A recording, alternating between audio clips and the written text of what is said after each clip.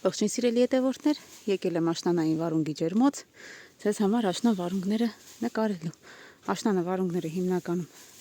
մշակում եմ փշոտ տեսակի վարունգներ, ինչպես տեսնում եք։ Աշնան վարունգի մշակելն էլ իր խնդիրն ունի,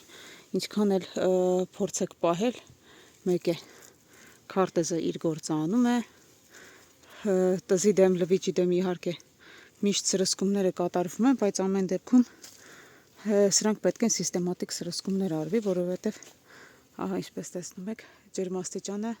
իր գործը անում է, քանի որ օրինակ մեր մոտ այսօր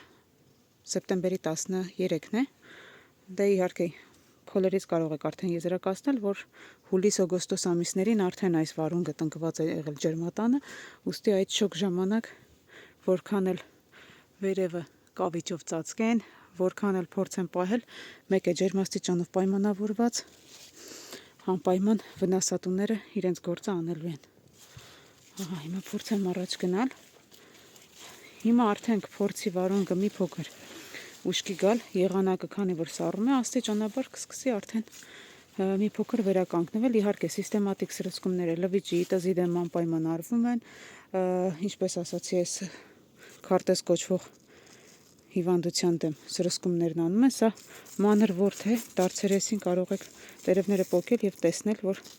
մանր ворթ է սրանց այս տերևների արանքը, իհարկե ինքը վարունգին չի ուտում, բայց տերևները վնասում է, տերևները վնասվելուց արդեն վարունգն էլ առողջ վարունգ չի լինում։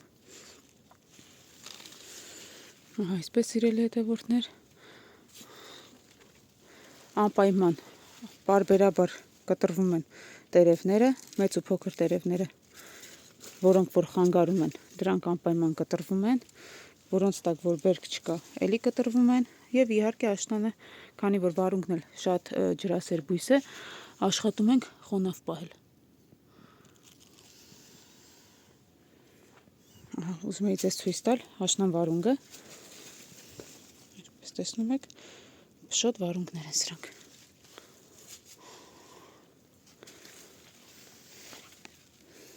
Այսպես սիրելի հետևորդներ, ջերմատանը սովորական մեղուներ են պտտվում,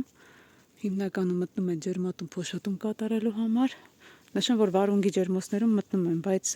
պոմիդորը մեղուն չի փոշոտում եւ պոմիդորի ջերմոցներում մեղուներ չեք հանդիպի։ Այսպես շարքերով գնում են։ Արդեն բերքը քաղված է, ես պարզապես այսօր այցելեցի այստեղ, որոշեցի ձեզ համար մի փոքր տեսանյութ նկարել, տեսեք, սա արդեն ալրացող հիվանդությունն է, որը նույնպես բուժում է պահանջում, ես որոշել եմ, որ մեկ տեսանյութով մի քանի հիվանդությունների հետ կապված, բուժումների հետ կապված տեսանյութ նկարեմ ձեզ համար, կնկարեմ թունաքիմիկատների խանութում, կխոսի մասնագետը եւ կտեսնենք ինչ խորհուրդներ կտա տարբեր հիվանդությունների համար։ Իսկ առայժմ այսքանը սիրելի հետևորդներ, եթե ձեզ հետաքրքիր են տարբեր հիվանդությունների դեմ ինչ կարելի է սրսկել, դուք ինձ նշեք, որ հիվանդությունների մասին եք ուզում խոսեմ, ես անպայման հարցերը կպատրաստեմ եւ թունաքիմիկատների խանութում կունենանք մեկ հարցազրույց։ Այսքանը, դե ինչ, կհանդիպենք։